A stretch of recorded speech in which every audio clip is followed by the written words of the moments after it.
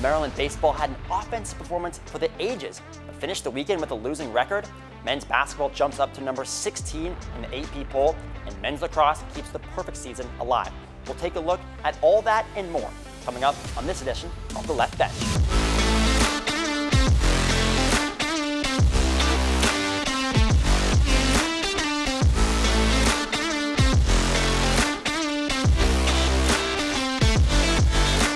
Our offense did a nice job of moving the ball.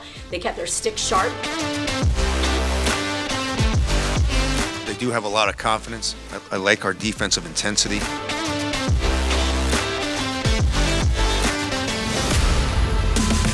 Welcome back to The Left Bench, presented by Terrapin Sports Central. I'm Brendan Weissel, here with Daniel Stein. And Daniel, I don't know about you, but I'm absolutely juiced to be here for our first Left Bench show together. Yeah, Brendan, we've done In Focus a couple times, but right now we're doing the big show, and I'm excited to do it with you. Absolutely, I'm locked in.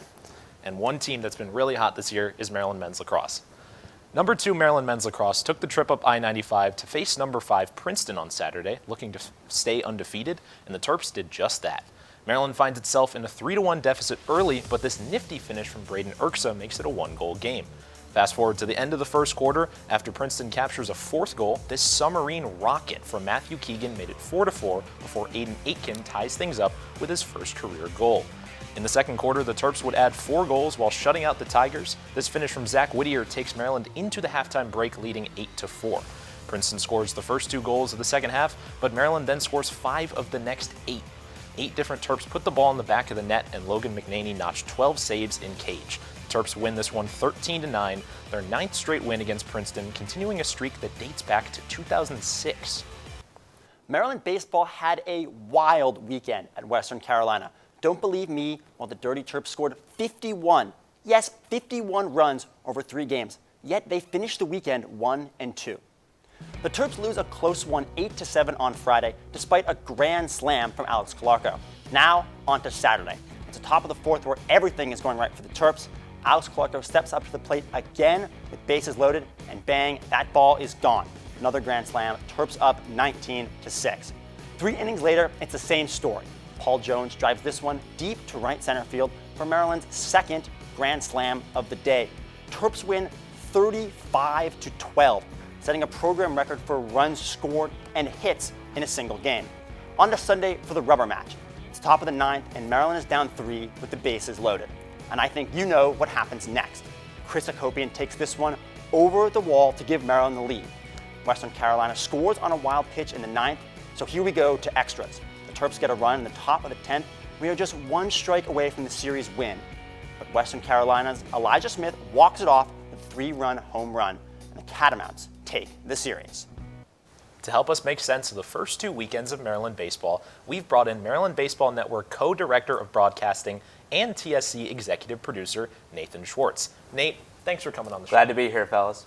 Nate, you were down at Western Carolina for a wild weekend. Maryland finishes the weekend 1-2 despite incredible offensive performance. What are your takeaways? Well, I think my main takeaway is college baseball is absurd. There's going to be upsets day in and day out all across the country. We've seen that over the course of the first 2 weeks so far. So it's not time to hit the panic button or anything yet. This is a 56-game season. They're only 6 games in, so nothing to be afraid of if you're a Maryland fan after going 3-3 over the first 6. However, there are some things to worry about with the pitching staff. I think we'll dive into that in a second. And you know, there's a lot of nitty-gritty things you can talk about. The errors, the defensively side of the game have been rough so far for the Hakopian brothers at third base and shortstop. But the main point and the takeaway is this team can hit the baseball. I mean, 51 runs, are you kidding me, in 3 games? And they even scored 19 in that Game 3 of the Swing and Swan College Classic against Mercyhurst. So that's 70 runs in your last 4 games. I mean, this is just comical from these guys at this point.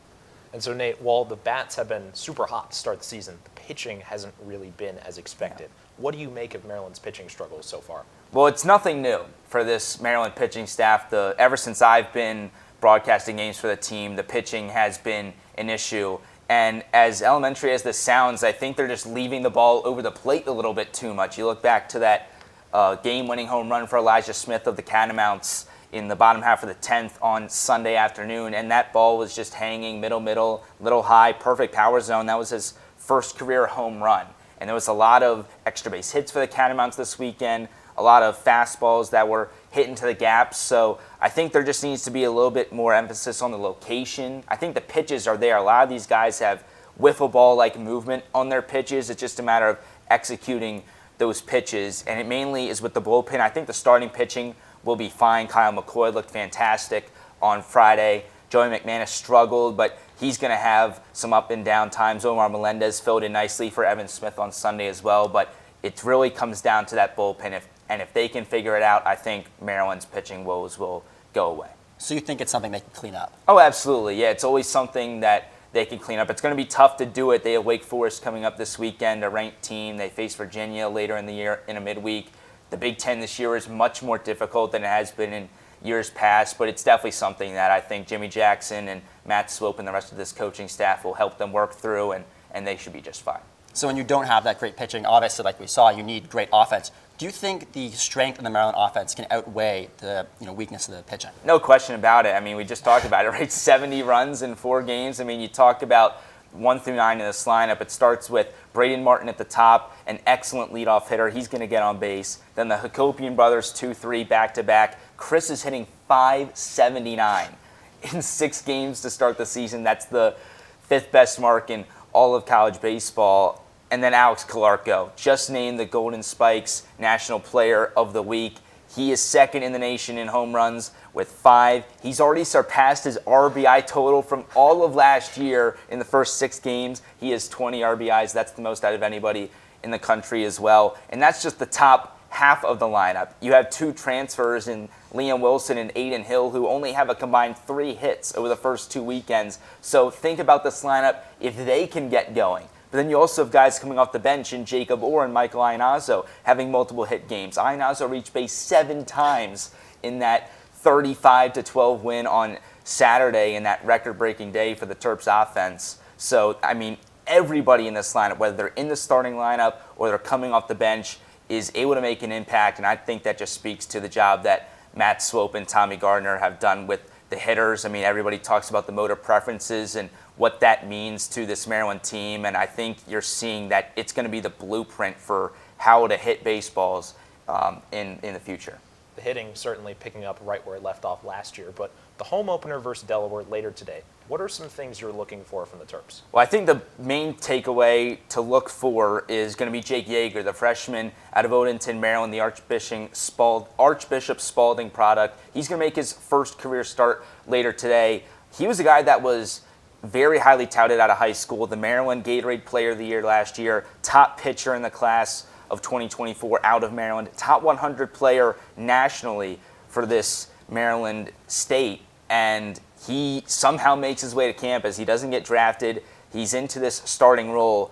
He is this year's Kyle McCoy of what Kyle was 2 years ago, that project guy that's going to start right away and maybe potentially starts on a weekend down the line. So it's a 5-pitch mix for Yeager. He's very polished. He's very professional. He's going to fit into this routine, and I think he's going to be a guy that is going to look very good in a Maryland uniform. Otherwise, other than Yeager, I think the big thing to look for is how comfortable Maryland is on the defensive side. I think a little bit of the errors so far have just come from a lack of knowing the field, going from turf to grass and then dirt and all that. These guys have been practicing at Bob Turtle-Smith Stadium for months now, especially the Hakopian brothers. They've been around this field for pretty much their entire lives, right? So I think just being back at home, being in a spot that's comfortable to them, that's going to make all the difference, and I don't think they'll have any problems defensively later today. Well, yeah, we'll be watching the game. It's not often we get an expert in baseball quite like Nate on the show. We're very lucky to have you. So before you go, we want to get your prediction. Where will Maryland finish in the Big Ten regular season this year? Well, that's an interesting question, Brandon. I think it's a tough one to answer because you don't really know what USC, UCLA, Oregon, and Washington are going to do. Washington beat Maryland last year in a neutral site tournament down in Corpus Christi. So Maryland will go out to Washington for a 3-game set this year. They get Oregon at home. They get Nebraska at home. That's 2 ranked teams to begin. They go to Illinois, who was the Big Ten regular season champion last year. They go to Penn State, who have, of course, if you remember, knocked Maryland out of the Big Ten tournament in the regular season last year. The Terps controlled their own destiny. The Nittany Lions forced Maryland to 11th in the conference. If I had to give you a place, I'd say anywhere from 6th to 9th. I think that this Maryland pitching will struggle in conference play. Last year they go 10-14 in conference. They add 6 more games this year. But the top 12 teams are going to make the Big Ten tournament. I think this team absolutely has a chance to go to Charles Schwab Field in Omaha and make the conference tournament, and I think it's going to be anywhere from that 6 to 9 range. Well, we'll be looking out for it, and we know you don't come around these parts often, so we really appreciate you coming up to the desk with us. Thank you for joining us, anytime, Nate. guys. You can stay up to date with all of Nate's coverage by following him on X at @NateSchwartz_. Also, be sure to stay tapped in with Maryland Baseball Network by visiting their website at marylandbaseballnetwork.com or by following them on X at MDBaseballNet. Let's go from the Dirty Terps to the Crab 5. Right now, just about everything is working for number 16 Maryland men's basketball. The starters once again all scored in double digits as the Terps defeat USC 88-71. Maryland jumps out on an 11-0 run with back-to-back threes from Jacoby Gillespie and Selton Miguel. That forces a USC timeout. The Terps stay ahead and end the half with a 10-point lead. But when USC was able to bring the game within 6, midway through the second half, it was Jacoby Gillespie and Rodney Rice who put the Trojans away with a combined 26-point second half. That paired with Maryland's lockdown defense and Reese and Queen's double-doubles and their domination in the paint led Maryland to their 4th straight Big Ten win. I just like the way they're playing. You know, I think they do have a lot of confidence. I like our defensive intensity. You know, more than anything, I like the fact that I can throw the ball inside on a consistent basis. The newly nicknamed Crab 5 of Maryland basketball are racking up wins, thanks in part to their improved three-point shooting. I'll break down their hot streak from beyond the arc when we come back. That's right, and we've got women's lacrosse, softball, and more coming right up. Don't go anywhere.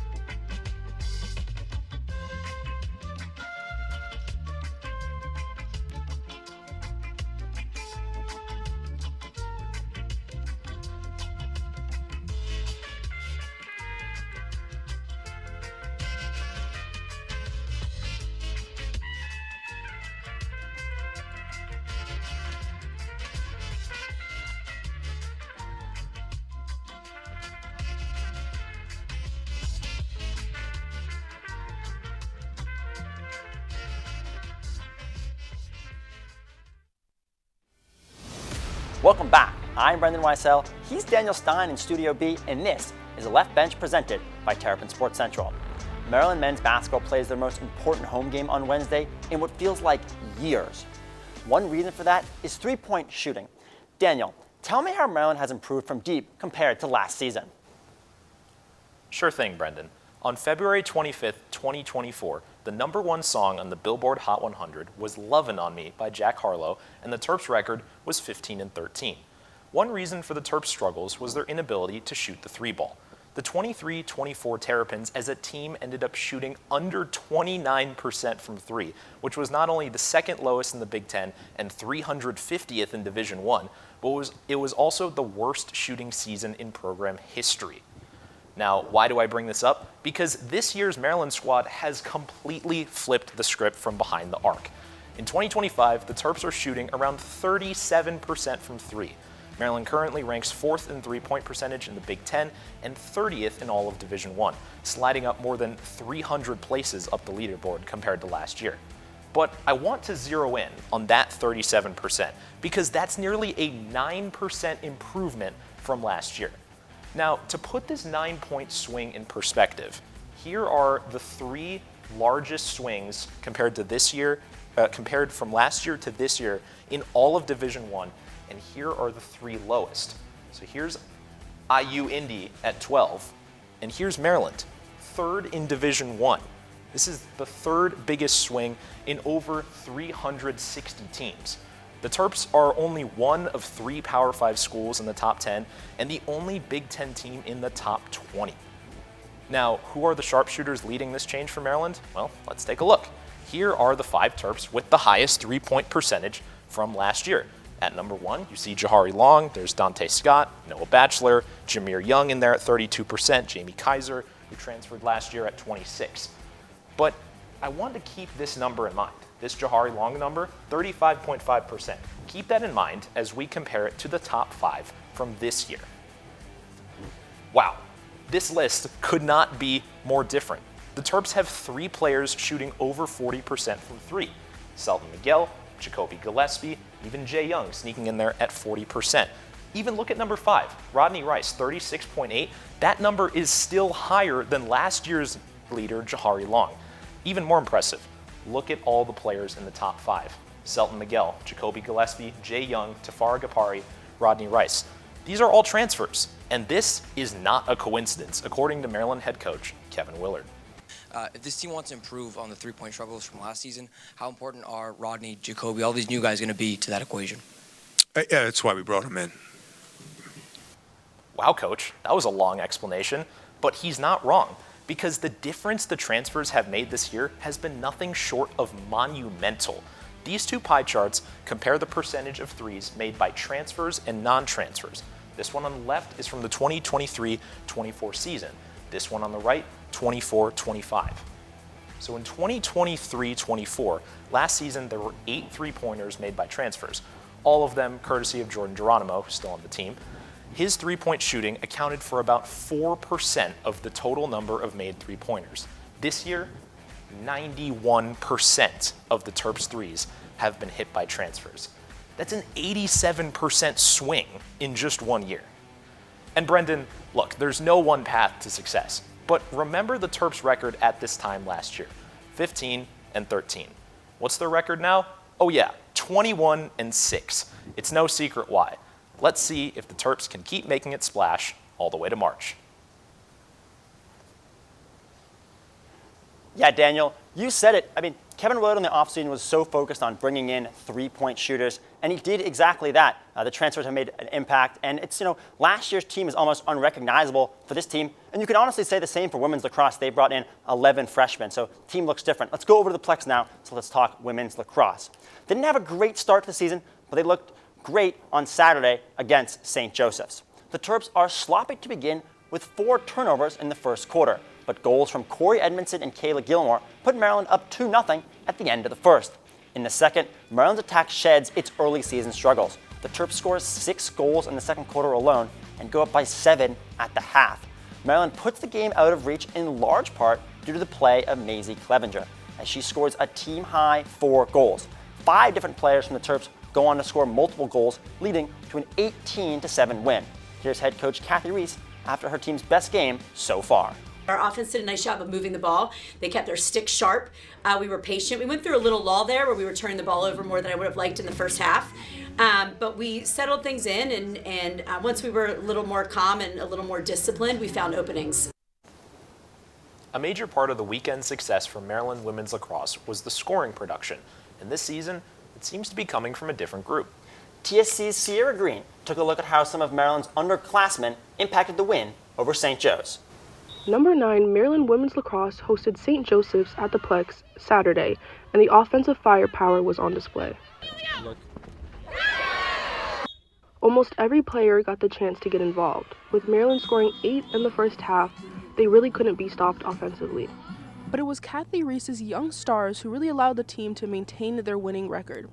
St. Joe's is an excellent goalie. They've got a really tough defense, and we knew that they were going to clog lanes and try to make things difficult for us. And I thought our offense did a nice job of moving the ball. They kept their stick sharp. We were patient. Especially freshman attacker number 28, Shelby Sullivan, who had control of the game since the opening minute, and by the third quarter, she had already scored 3 goals. Sullivan started off the game with her first collegiate hat trick about 1 minute into the second quarter. Then, 8 minutes later, scoring her second goal of the game. Lastly, scoring to give the Terps a 10-2 lead to start the third quarter. A lot of it is everybody gaining that confidence, everybody gaining that experience. And so when you lump them all together, we have like 20 new faces. Sullivan has scored in every game this season, with 1 in each of the first 2 games, totaling 5 goals in just 3 appearances.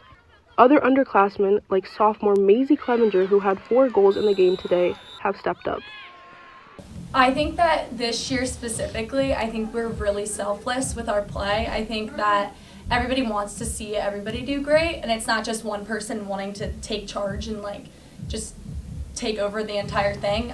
But it has really been an overall team effort. For Terrapin Sports Central, I'm Sierra Green. You know, Daniel, when you have so many new freshmen, also those underclassmen, you know, you're going to need them to be successful to play well. And other than the game against Syracuse, they've done their part. Yeah, and this year's women's lacrosse team is significantly younger than last year. And you know, they did get off to a bit of a rocky start. But, you know, at 2-1 right now, that's a pretty good spot to be in. Absolutely. Maryland softball was supposed to play 5 games this weekend down at the Carolina Classic, but snow in the area canceled 2 of their games. They started their weekend on Saturday against UNC. The Terps got shut out, losing 5-0, tallying only 3 hits. Later in the day, it was a different story as Maryland bats came alive, propelling the team to a 7-2 win over West Georgia. Sunday, Maryland faced off against Queens. The Terps allowed only 5 runs in the second, and they battled back, but lost this one 5-4. After a brief West Coast trip, Maryland Gymnastics returned to the Xfinity Center, and it looks like the Terps are heating up at the right time. The Terps start on vault and secure a team score of 49.075. The score marks the second time Maryland has scored over 49 points on vault in as many weeks. Maryland struggled on bars, but strong performance in its final 2 events minimized the low score. On beam, the Terps dominated, as 4 of the 6 gym Terps recorded a 9.725 or better. Their performance was capped by a near-perfect performance, a 9.9 from Madeline Komorowski. The junior carried her strong showing onto the floor, scoring a team-high 9.875, securing Maryland's first Big Ten home win of the year, 197.75 to 194.725. Here's more from junior Natalie Martin on her and the team's performance. I'm going for a lot more height on my vault because that helps me to kind of hone in the stick a little bit more. So really hasn't been anything about the technique. It's just more how I'm thinking about the landings, and I'm really trying to fight for every tenth that I can get. Now stay with us because when we come back, we'll play a new game called Name That Number. And we'll also crown our Terp of the Week and reveal our top 5 plays. You don't want to miss it.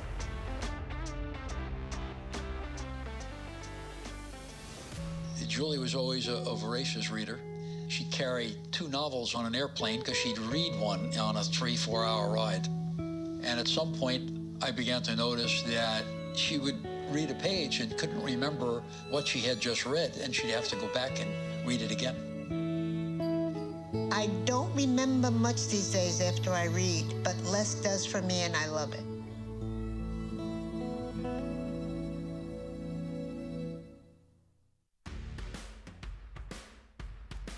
Julie was always a voracious reader. She'd carry 2 novels on an airplane because she'd read one on a 3-4 hour ride. And at some point, I began to notice that she would read a page and couldn't remember what she had just read, and she'd have to go back and read it again. I don't remember much these days after I read, but less does for me, and I love it.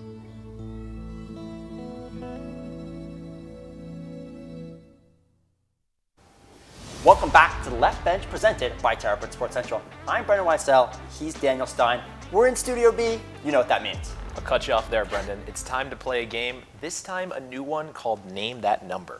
I'm ready to get started. Here's how it works. Our producers have picked the top 5 scores of both Maryland men's basketball and Maryland women's basketball. And now it's our job to guess which player has scored that amount of points this season. Now, I'm being told that there is 0 room for error, so we need to go 5 for 5 on each. Wow. So let's get us started. I think we can do it, but it's going to be tough. Yep. All right. So is number it? Okay. one. All right. We got 428, 403, 377, 371, and 322. So this isn't even points per game. This is just points. Total points, overall points. Okay. Okay, we have our first one here. Oh, okay. Julian Reese. All right. Here's the thing. I know he's not going to be at the top. Mm-hmm. I'm pretty sure that's Derek Queen. I'm pretty sure Derek Queen is leading the team in points. And then after that, You know, I don't know. The issue with Reese is he had some of those games where he scored 3 or 4, low number of points. So I don't think he's going to be even in the top 2 or 3. What are your thoughts? Yeah, I mean, I agree with you. I think Queen would be 1. I feel like Gillespie would probably be 2. Yeah, I agree. I mean, if this were rebounds per game, I'd go 5 for 5 because I know Reese is number 1, Queen is 2. But Fortunately, no rebounds. Fortunately, but I would say he's at, let's see, 3. Okay, we can start with 3. I mean, 371 and 377 are pretty close, but there we go. Smack it up there. I don't want to injure the TV too much. I really should have brought my calculator for this, but Yeah, whatever. I left exactly. my T85 at home. We got Selton Miguel now. This one is a little bit tougher. I agree with you that Queen's 1 and that Gillespie is 2. Now, the question really is where Miguel and Rice fall, which is probably 4 and 5.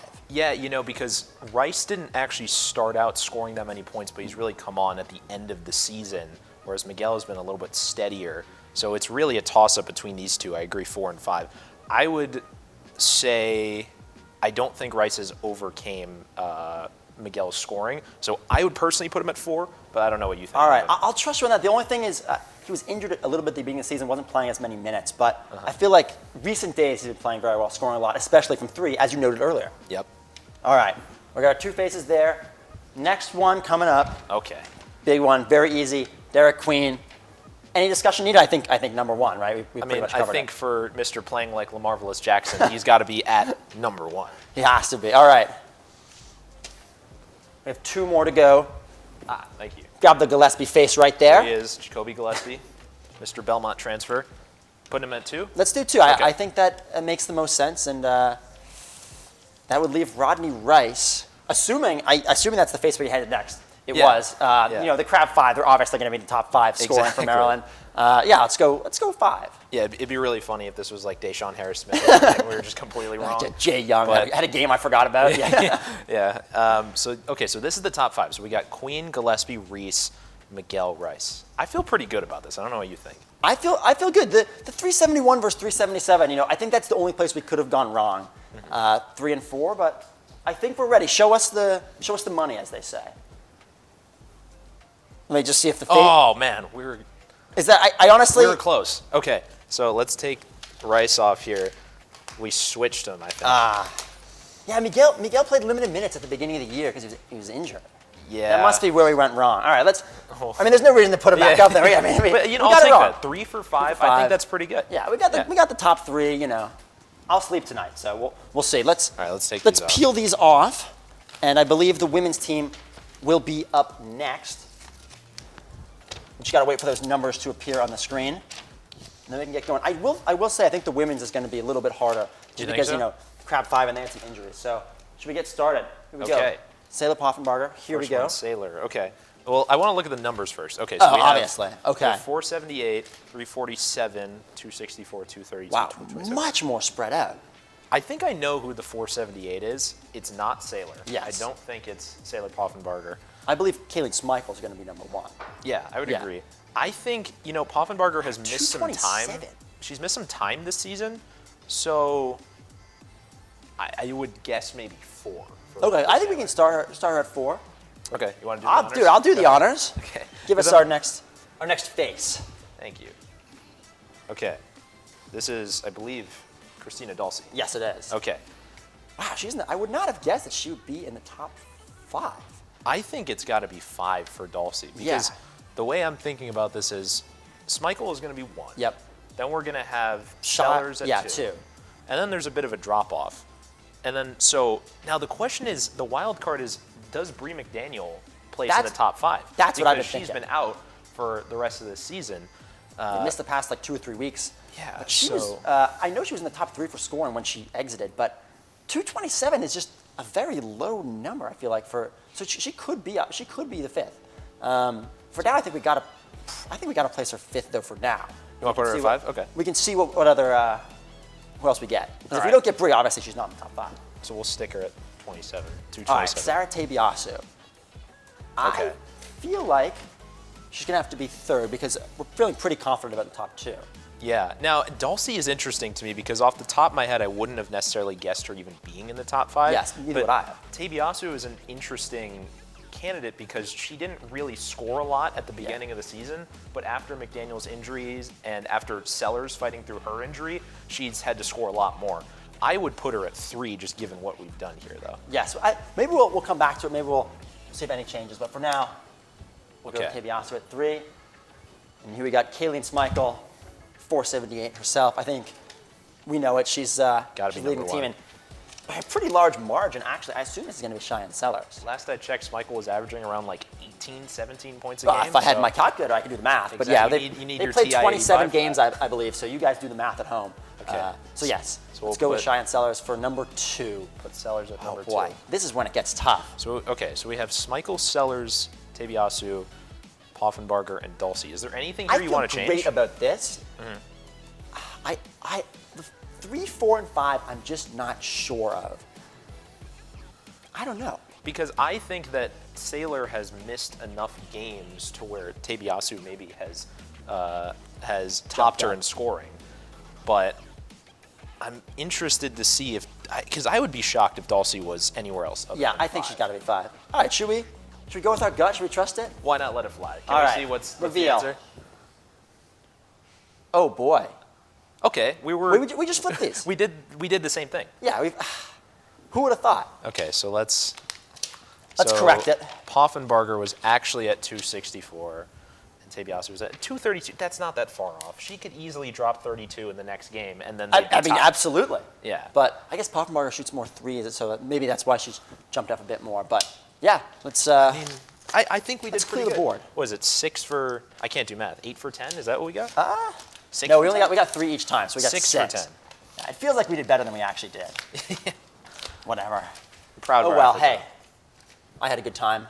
I did And next time we do this, maybe we'll do a little better. Like I said, if I had my calculator, I think we would have gone 5 for 5. Maybe even 11 for 11. One TI-85 away from 10 out of 10. I agree with you.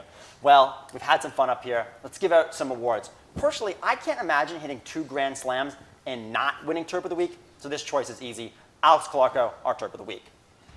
There are good weekends, there are great weekends, and then there's what Alex Clarko did this weekend. He started off the weekend with a Grand Slam on Friday and then followed it up with another one on Saturday. He finished Saturday's game with 6 RBIs, giving him 19 on the season, which put him first across all D1 baseball. All in all, after Sunday, he had 21 RBIs this weekend and scored 5 times himself.